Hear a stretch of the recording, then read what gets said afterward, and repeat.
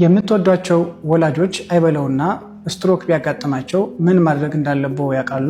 እንግዲያውስ ይህ ቪዲዮ ለእርስዎ ነው።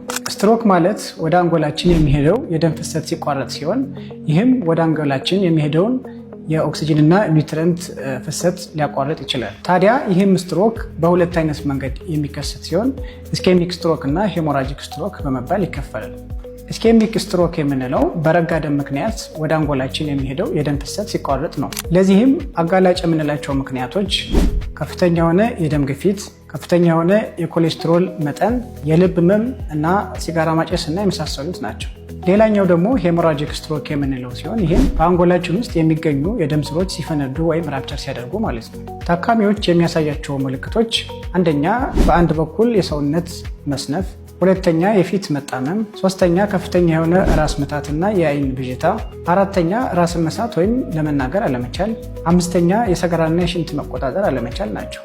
ታዲያ የህክምና መፍትሄው አንደኛ ታካሚው ህመሙ ከጀመረው በ4.5 ሰዓት ያክል ከደረሰ ትሮምቦላይቲክስ የሚባሉ የረጋ ደም ሊያሟሙ የሚችሉ መድኃኒቶችን መስጠት፣ ሁለተኛ ከፍተኛ የሆነ የደም ግፊት ካለ አስፈላጊውን የህክምና ክትትል ማድረግ፣ ሶስተኛ ከፍተኛ የሆነ የኮሌስትሮል መጠን ሊቀንሱ የሚችሉ መድኃኒቶችን ከሐኪሞ ጋር በመነጋገር መውሰድ፣ አራተኛ የፊዚዮቴራፒ ህክምና ማድረግና እንደ አስፈላጊነቱ ሰርጂካል ህክምናዎችን መውሰድ ናቸው። ይህንንም ህክምና ማግኘት ከፈለጉ ወይም እኛን ማማከር ከፈለጉ በፍቅረ ሰላም አጠቃላይ ሆስፒታል ማግኘት ይችላሉ። ስሜ ዶክተር ዳንኤል ነኝ።